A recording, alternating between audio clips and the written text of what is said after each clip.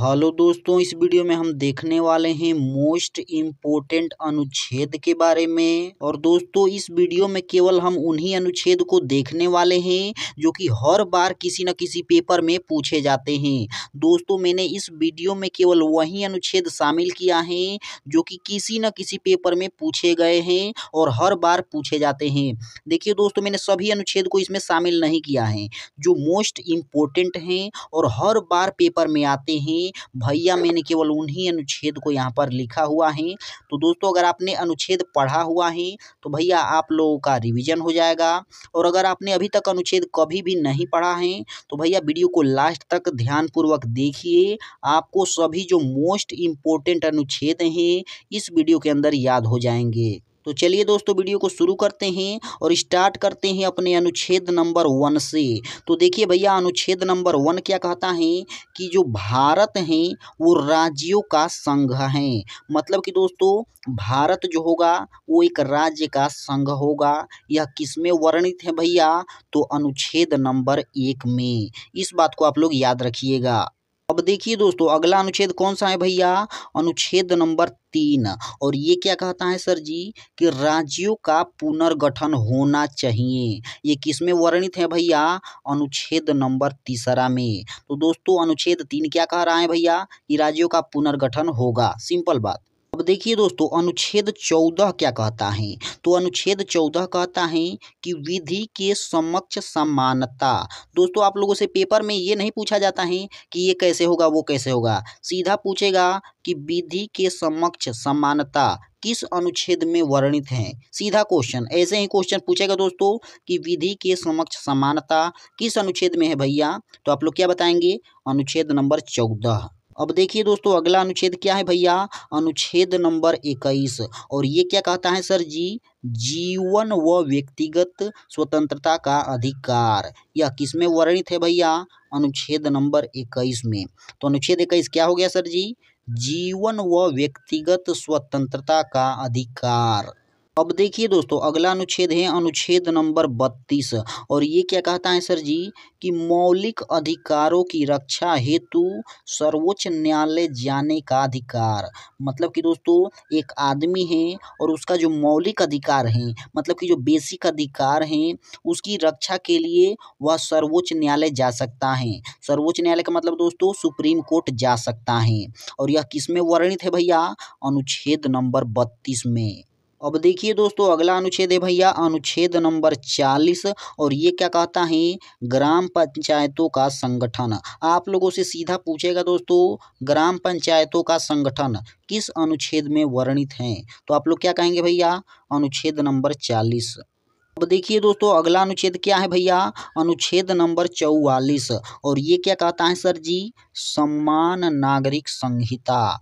ये एकदम सिंपल है दोस्तों और हर बार आपके पेपर में पूछा जाता है।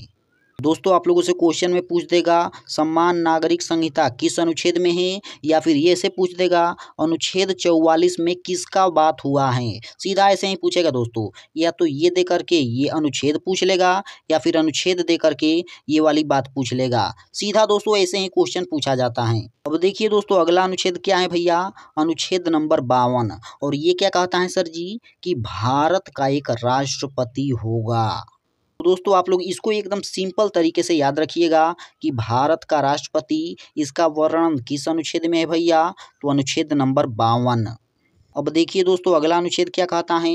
अनुच्छेद नंबर 74। ये क्या कहता है सर जी? राष्ट्रपति को मंत्रिपरिषद की सलाह। एकदम सिंपल है दोस्तों और पेपर में हर बार पूछा जाता है। अब देखिए दोस्तों, अगला अनुच्छेद ये भी बहुत ज़्यादा इम्पोर्टेंट है भैया, महान्यवादी। और ये भैया हर बार पेपर में पूछा जाता है। ये कौन सा अनुच्छेद है सर जी? अनुच्छेद नंबर 76। याद रखिएगा दोस्तों, अटॉर्नी जनरल का वर्णन किस अनुच्छेद में है? तो अनुच्छेद नंबर 76। सीधा दोस्तों आप लोगों से पूछ देगा कि अटॉर्नी जनरल यानी कि महान्यवादी का किस अनुच्छेद में वर्णन है, बताइए। तो आप लोग क्या कहेंगे भैया? अनुच्छेद नंबर 76। अब देखिए दोस्तों, अगला अनुच्छेद कौन सा है? अनुच्छेद नंबर 110। और ये क्या कहता है सर जी? धन विधेयक की परिभाषा। दोस्तों आप लोगों से पेपर में सीधा पूछेगा धन विधेयक का किस अनुच्छेद में उल्लेख है, तो आप लोग क्या कहेंगे, अनुच्छेद नंबर 110। अब देखिए दोस्तों अगला अनुच्छेद कौन सा है भैया, अनुच्छेद नंबर 155। और ये भी दोस्तों मोस्ट इम्पोर्टेंट अनुच्छेद हैं। क्या कह रहा है, राज्यपाल की नियुक्ति, ये किसके अंतर्गत होती है भैया, तो अनुच्छेद नंबर 155 याद रखिएगा। अब देखिए दोस्तों अगला अनुच्छेद है 163 और ये क्या कहता है, राज्यपाल की मंत्रिपरिषद, राज्यपाल का मंत्रिपरिषद यह किस अनुच्छेद में वर्णित है, अनुच्छेद नंबर 163। अब देखिए दोस्तों अगला अनुच्छेद कौन सा है भैया, अनुच्छेद नंबर 249 और ये क्या कहता है सर जी, राज्य सूची पर संसद का कानून बनाना। दोस्तों जो राज्य की हमारी सूची है उस पर संसद कानून बना सकता है, ये किसमें वर्णित है, अनुच्छेद नंबर 244। अब देखिए दोस्तों अगला अनुच्छेद कौन सा है भैया, अनुच्छेद नंबर 266 और ये क्या कहता है सर जी, भारत की संचित निधि, इसका वर्णन किसमें है सर जी, अनुच्छेद नंबर 266 याद रखिएगा दोस्तों। सीधा पूछेगा भारत की संचित निधि किस अनुच्छेद से संबंधित है, तो आप लोग क्या कहेंगे, अनुच्छेद नंबर 266। अब देखिए दोस्तों अगला अनुच्छेद क्या है, अनुच्छेद नंबर 280 यानी कि वित्त आयोग। सीधा पूछेगा दोस्तों वित्त आयोग किस अनुच्छेद से संबंधित है, क्या कहेंगे, अनुच्छेद नंबर 280। देखिए दोस्तों अगला अनुच्छेद है अनुच्छेद नंबर 301 और ये क्या कहता है सर जी, व्यापार वाणिज्य की स्वतंत्रता।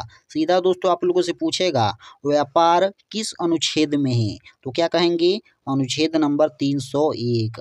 अब देखिए दोस्तों अगला है आईएएस और आईपीएस यानी कि अखिल भारतीय सेवाएं, या फिर दोस्तों इसको सीधी भाषा में कहे तो यूपीएससी। यूपीएससी दोस्तों सीधा पूछेगा कि यूपीएससी का उल्लेख किस अनुच्छेद में है, तो क्या कहेंगे, अनुच्छेद नंबर 312। अब देखिए दोस्तों अगला अनुच्छेद है लोकसभा में एससी एसटी का आरक्षण। मतलब कि दोस्तों आप लोग देखते हैं ना कि एससी और एसटी का कोई भी फार्म आ जाए उसमें भैया 0 रुपया लगना है, तो मतलब उनको आरक्षण मिला हुआ है। तो यही आरक्षण दोस्तों किस अनुच्छेद के तहत मिला हुआ है सर जी, तो अनुच्छेद नंबर 303।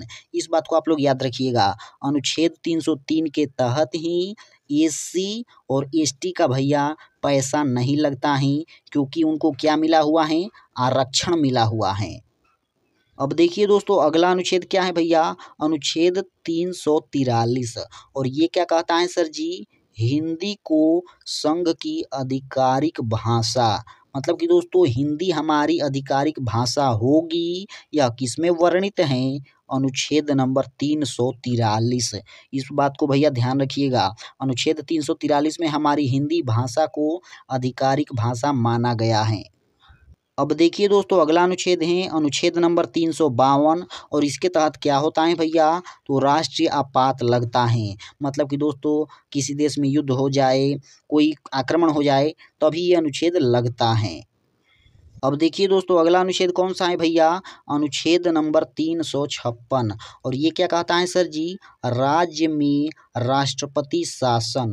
मतलब कि दोस्तों हमारे राज्य में भी राष्ट्रपति का शासन होगा, यह किस अनुच्छेद में है, तो अनुच्छेद नंबर 356 में। अब देखिए दोस्तों हम लोग का अगला अनुच्छेद है अनुच्छेद नंबर 360।